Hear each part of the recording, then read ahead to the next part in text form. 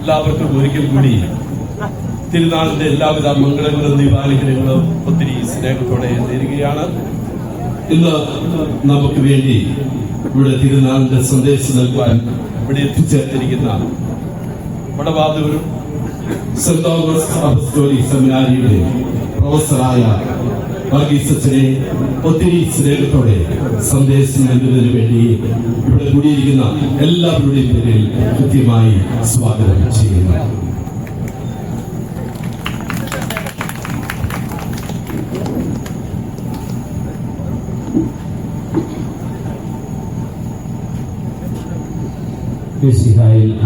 അനുഗ്രഹീതരായ മാതാപിതാക്കന്മാരെ, പ്രിയപ്പെട്ട സഹോദരി സഹോദരങ്ങളെ,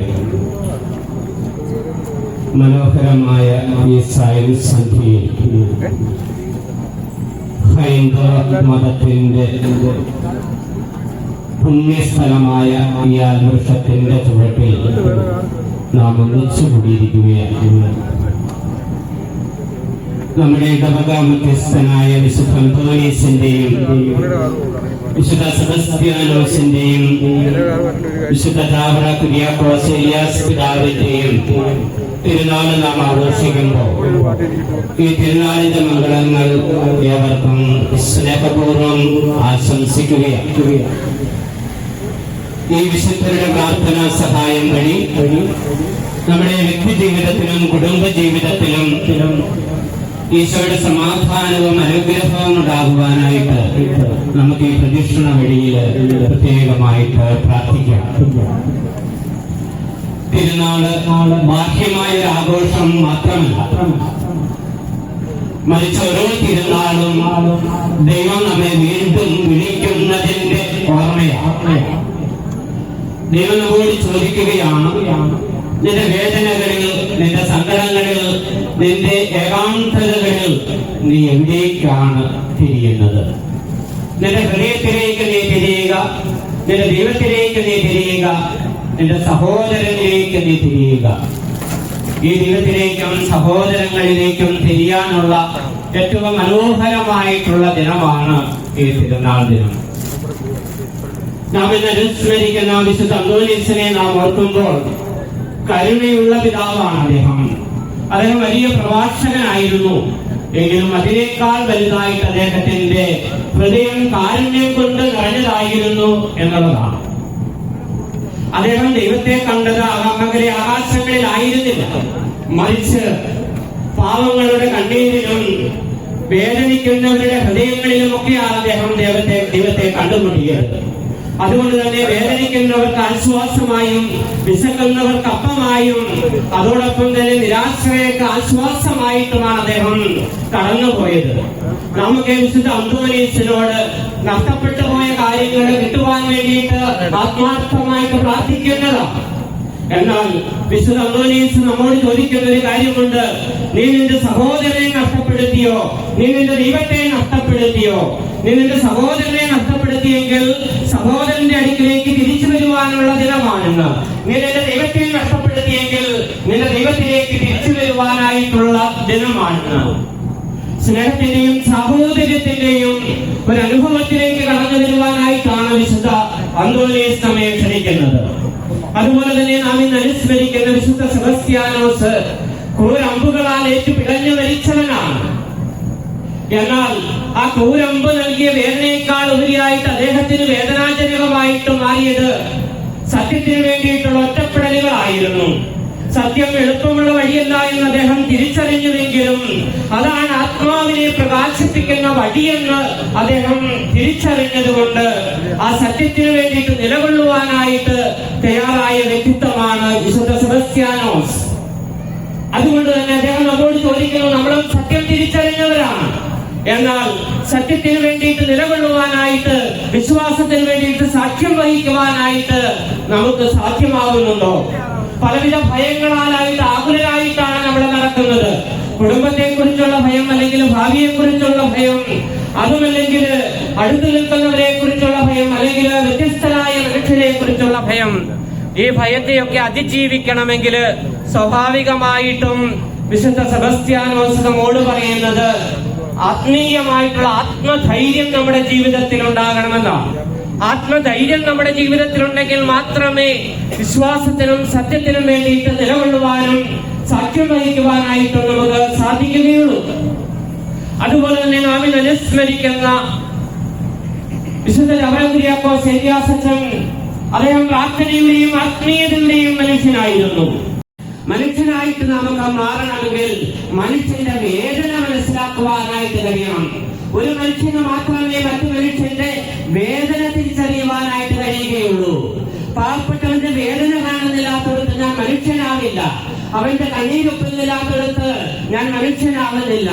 പാവപ്പെട്ടവന്റെ വേദന കാണുകയും അവന്റെ കണ്ണീരും വിഷമവും എന്റെ മനസ്സിനെ അസ്വസ്ഥമാക്കുകയും ചെയ്യുന്നില്ലാത്തടത്ത് ഞാൻ മനുഷ്യനാകുന്നില്ല. മനുഷ്യന്റെ വേദന കാരണം അവന്റെ വേദനയുടെ ഉള്ളിലേക്ക് വന്നിട്ട് എനിക്ക് ഉറങ്ങാൻ പറ്റുന്നില്ല എങ്കിൽ ഞാൻ മനുഷ്യത്വമില്ലാത്ത മനുഷ്യനായിട്ട് മൃഗത്തിന് തുല്യമായിട്ട് ഞാൻ മാറും എന്നുള്ളൊരു ചിന്ത നമ്മളെ വേദനിപ്പിക്കേണ്ടതാണ്. അതുകൊണ്ടാണ് വിശുദ്ധ ഗ്രന്ഥത്തിൽ നാം വായിക്കുന്നുണ്ട്, നീ ലോകം മുഴുവൻ നേടിയാലും നിന്റെ ആത്മാവിനെ നഷ്ടപ്പെടുത്തിയാൽ നിനക്ക് എന്തു പ്രയോജനമാണുള്ളത് എന്ന്. നമ്മുടെ ആത്മാവിനെ നഷ്ടപ്പെടുത്തിയിട്ട് നമുക്ക് എന്താണ് നേടാനായിട്ടുള്ളത്? കാരുണ്യത്തോടുകൂടി ജീവിക്കുമ്പോൾ, സ്നേഹത്തോടുകൂടി ജീവിക്കുമ്പോൾ, നമ്മുടെ ചുറ്റുപാടുമുള്ള മനുഷ്യന്റെ വേദന തിരിച്ചറിയുമ്പോൾ നാം മനുഷ്യരാകുകയാണ്. നാം മനുഷ്യരാകുന്നതും വിശുദ്ധരാകുന്നതും ഈ കാരുണ്യവും സ്നേഹവും ഉള്ളപ്പോഴാണ് പ്രിയപ്പെട്ടവരെ. അതുകൊണ്ട് നമ്മുടെ കരങ്ങൾ ഒരു സമൂഹത്തെ വാർത്തെടുക്കാനായിട്ട് നമുക്ക് പറ്റും. അവിടെ ഹിന്ദുവെന്നോ മുസ്ലിമെന്നോ ക്രിസ്ത്യാനിയെന്നോ വ്യത്യാസമില്ലാതെ മനുഷ്യനെ മനുഷ്യനായിട്ട് കാണുവാൻ, അവരെ സ്നേഹിക്കുവാനായിട്ട് നമുക്ക് സാധിക്കും. അതുകൊണ്ടാണ് സ്വാമി വിവേകാനന്ദൻ നമ്മെ ഓർമ്മിപ്പിക്കുന്നുണ്ട്, വിധവയുടെ കണ്ണീരൊപ്പാത്ത മതത്തിൽ എനിക്ക് വിശ്വാസമില്ല എന്ന്, പാവപ്പെട്ടവന് നേരത്തെ ആഹാരം കൊടുക്കാത്ത മതത്തിൽ എനിക്ക് വിശ്വാസമില്ല എന്ന്. അതില്ല എങ്കിൽ പിന്നെ ഏത് ദൈവത്തെ പ്രീതിപ്പെടുത്താനാണ് നാം ജീവിക്കുന്നത്? നാം വിശ്വസിക്കുന്ന ദൈവവും നമ്മുടെ മുമ്പിൽ കാരുണ്യത്തിന്റെയും സ്നേഹത്തിന്റെയും മൂർത്തിഭാവമായിട്ട് നമ്മുടെ മുമ്പിലൂടെ കടന്നുപോയ വ്യക്തിത്വമാണ്. പാവങ്ങളിലൂടെ സഞ്ചരിച്ചവനാണ്. എല്ലാവരും അവഗണിക്കപ്പെട്ടവരുടെ കഴിഞ്ഞവനാണ്. അതുകൊണ്ട് നമുക്കും ഈ കാരുണ്യത്തിന്റെയും സ്നേഹത്തിന്റെയും വക്താക്കളും പ്രയോക്താക്കളുമായിട്ടാണ് നാം ഓരോരുത്തരും രൂപാന്തരപ്പെടേണ്ടതും മാറ്റപ്പെടേണ്ടതും. അതുകൊണ്ട് ഈ ഒരു തിരുനാൾ ആഘോഷിക്കുമ്പോൾ രണ്ടാമതായിട്ട് നമ്മുടെ ജീവിതത്തിലേക്ക് കടന്നു വരേണ്ട, ഹൃദയം വളരുന്നില്ലാത്തടുത്ത് സ്നേഹം ഉണ്ടാവില്ല. ഹൃദയത്തിൽ നിന്നും ഉത്ഭവിക്കുന്ന കാരുണ്യമാണ് നമ്മുടെയൊക്കെ മനുഷ്യത്വത്തിന്റെ ഏറ്റവും അടിസ്ഥാനപരമായിട്ടുള്ള തലമെന്ന് നമുക്ക് വിസ്മരിക്കാതിരിക്കാം. ഒരിക്കലൊരു കുട്ടി ഒരു കടയിൽ ചെന്ന്, അതുകൊണ്ട് പ്രിയപ്പെട്ടവരെ, നമ്മുടെ ഹൃദയത്തെ വിശുദ്ധീകരിക്കുവാനുള്ള ഒരു വിളിയാണ്. ഏത് മതത്തിൽ വിശ്വസിക്കുന്നവരാണെങ്കിലും ഹൃദയത്തെ വിശുദ്ധീകരിക്കുവാനുള്ള ഒരു വിളിയാണ് ഈ തിരുനാൾ നമുക്ക് നൽകുന്നത്. ഹൃദയത്തിൽ നിന്നും നന്മ പുറപ്പെടുമ്പോൾ നമ്മുടെ കുടുംബവും നമ്മുടെ സമൂഹവും ഒക്കെ വിശുദ്ധീകൃതമായിട്ടുള്ള സമൂഹമായിട്ട് രൂപാന്തരപ്പെടും. അതുകൊണ്ട് വിശുദ്ധ അന്തോനീസിനെ പോലെ നമുക്ക് കരുണയുള്ളവരായിട്ട് രൂപാന്തരപ്പെടാം. വിശുദ്ധ സെബസ്ത്യാനോസിനെ പോലെ നമുക്ക് ആത്മധൈര്യമുള്ളവരായിട്ട് രൂപാന്തരപ്പെടാം.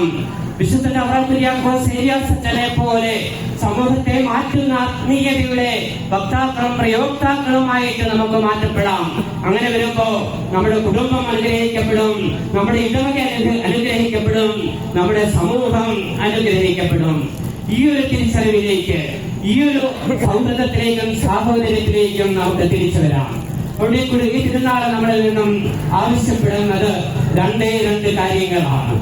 മനുഷ്യനിലേക്ക് തിരിയുക, മനുഷ്യനെ തേടുക, അവനോട് കാരുണ്യത്തോടുകൂടി സ്നേഹത്തോടുകൂടി പ്രവർത്തിക്കുക. ഈ പ്രതീക്ഷണം തിരിച്ച് ദേവാലയത്തിലെത്തുമ്പോൾ നമ്മുടെ മനസ്സിലുണ്ടാകേണ്ട ആന്തരികമായിട്ടുള്ള നവീകരണവും അത് തന്നെയാണ്. അടുത്ത് നിൽക്കുന്ന സഹോദരനെ തിരിച്ചറിയാനായിട്ട് നമുക്ക് സാധിക്കുന്നില്ല എങ്കിൽ നമ്മുടെ ജീവിതത്തിൽ നേരം വെളുക്കുന്നില്ല എന്നുള്ള തിരിച്ചറിവ്, നാം അന്ധകാരത്തിലാണ് ജീവിക്കുന്നത് എന്നുള്ളൊരു തിരിച്ചറിവ് നമ്മുടെ ജീവിതത്തിൽ ഉണ്ടാകണം. അന്ധകാരത്തിൽ നിന്നും പ്രകാശത്തിലേക്ക്, കാരുണ്യത്തിന്റെ വഴികളിലേക്ക് നമുക്ക് നടക്കാം. നമ്മെ ഓരോരുത്തരെയും മിശിഹ സമൃദ്ധമായിട്ട് അനുഗ്രഹിക്കട്ടെ. വിശുദ്ധ അന്തോനീസിന്റെയും വിശുദ്ധ സെബസ്ത്യാനോസിന്റെയും വിശുദ്ധ കുര്യാക്കോസ് ഏലിയാസത്തിന്റെയും മധ്യസ്ഥതയിൽ ശാന്തിയും സമാധാനവും കൊണ്ട് നമ്മുടെ ഹൃദയങ്ങളെ നിറയ്ക്കട്ടെ എന്ന് ആത്മാർത്ഥമായിട്ട് പ്രാർത്ഥിക്കുന്നു. ഒരിക്കൽ കൂടി എല്ലാവർക്കും തിരുനാളിന്റെ മംഗളങ്ങള് സ്നേഹപൂർവ്വം നേരുന്നു. മിശിഹ അനുഗ്രഹിക്കട്ടെ. നന്ദിയുടെ ഒരു വാക്ക് മനുഷ്യത്തെ കുറിച്ചും മനുഷ്യന്റെ സ്വാതന്ത്ര്യത്തെ കുറിച്ചും എപ്പോഴാണ് നേരം വെളുക്കുന്നതെന്ന് നമുക്ക് മനസ്സിലാക്കി തന്ന നിന്റെ സഹോദരൻ ആണ്, നിന്റെ സഹോദരിയാണ് നിന്റെ അടുത്ത് നിൽക്കുന്നതെന്ന് നിനക്കെപ്പോഴും മനസ്സിലാകുന്നു. ആ നിമിഷമാണ് നിന്റെ നേരം വെളുത്തതെന്ന് വളരെ മനോഹരമായി സ്നേഹത്തെ കുറിച്ച്, മനുഷ്യത്വത്തെ കുറിച്ച് നമുക്ക് ഇത്രയും സമയം പങ്കുവെച്ച ബഹുമാനപ്പെട്ട വർഗീസ് അച്ഛന്, ഇവിടെ കൂടിയിരിക്കുന്ന എല്ലാവരുടെയും പേരിൽ, പ്രത്യേകിച്ച് സെന്റ് ആൻസ് ഇടവക സമൂഹത്തിന്റെ പേരിൽ ഹൃദയം നിറഞ്ഞ നന്ദി രേഖപ്പെടുത്തുന്നു. കൈതമറ്റം മാർ ഗ്രിഗോറിയസ് ചർച്ചിലെ വികാരിച്ചും ഇടവക ജനങ്ങൾക്കും ഞങ്ങൾ ദാഹിച്ചു വന്നപ്പോൾ നിങ്ങൾ നൽകിയ മാധുര്യമേറിയ ജലം തീർച്ചയായും അത് സ്നേഹത്തിന്റെ സാഹോദര്യത്തിന്റെ മാധുര്യമായി ഞങ്ങൾ മനസ്സിലാക്കുന്നു. അതുകൊണ്ട് മാർ ഗ്രിഗോറിയസ് ചർച്ചിലെ വികാരിച്ചനും ഇടവകങ്ങൾക്കും സ്നേഹം നിറഞ്ഞ നന്ദി രേഖപ്പെടുത്തുന്നു. റവൻകോട് സെന്റ് മേരീസ് ചർച്ചിലെ വികാരിച്ചൻ ഇവിടെ സ്നേഹിതനാണ്. വിനോജ് അച്ഛൻ എൻ്റെ ഒരു സുഹൃത്താണ്. ഇവിടെയുള്ള സെന്റ് മേരീസ് ഇടവക അംഗങ്ങൾക്കും എല്ലാവർക്കും സെന്റ് ആലീസ് ഇടവക സമൂഹത്തിന്റെ പേരിൽ നന്ദി രേഖപ്പെടുത്തുന്നു. റവൻകോട് കവലയിലെ പ്രത്യേകിച്ച് ഇവിടെ ഒരു ചെറിയ കട നടത്തുന്ന ചേട്ടനുണ്ട്, ഓട്ടോ ഓടിക്കുന്ന ഡ്രൈവേഴ്സ് ഉണ്ട്, സമൂഹ കൂട്ടായ്മകളുണ്ട്, അംഗങ്ങളുണ്ട്.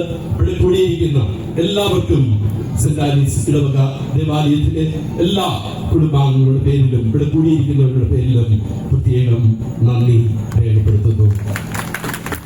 സ്നേഹിതരെ, ഇപ്പോൾ നമ്മൾ തിരിച്ച പ്രദർശനം ദേവാലയത്തിലേക്ക് പോവുകയാണ്. ഇവിടെയുള്ള ആശീർവാദം നൽകിയതിനു ശേഷം നിങ്ങൾ വന്നതുപോലെ നിങ്ങളുടെ മുത്തുകുടങ്ങളും കുരിശും എല്ലാം എടുത്തുകൊണ്ട് നിങ്ങൾ വന്നവർ തന്നെ തിരികെ ദേവാലയത്തിൽ എത്തിക്കണമെന്ന് വിനീതമായി ഓർമ്മപ്പെടുത്തുന്നു. നമുക്കിപ്പോൾ ഇവിടുത്തെ ആശീർവാദത്തിന് വേണ്ടി ഒരുങ്ങും.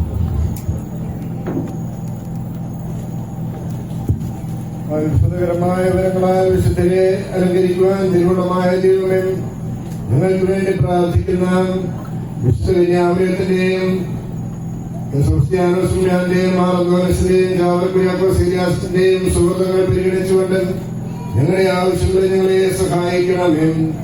അങ്ങയുടെ തിരുമനസ്സിന് യോജിച്ച വിധത്തിൽ ഞങ്ങളുടെ ഉദ്ദിഷ്ട കാര്യം സാധിച്ചു തന്നുകൊണ്ട് ഞങ്ങളെയും ഞങ്ങളുടെ കുടുംബാംഗങ്ങളെയും സമർത്ഥമായി അനുഗ്രഹിക്കണമേ. പിതാപുത്രനും പരിശുദ്ധാത്മാവുമായി സർവേശ്വരായി നയിക്കും.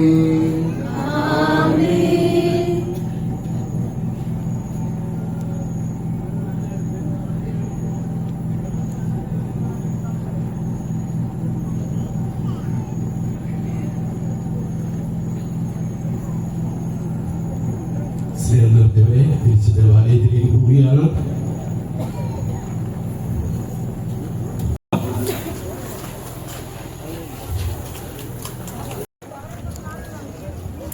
കർത്താവേ കനിയണമേ, വിശുദ്ധന സദയം കേൾക്കണമേ. സ്വർഗപിതാവാം സകലേശ ദിവ്യാനുഗ്രഹമേ, നരേ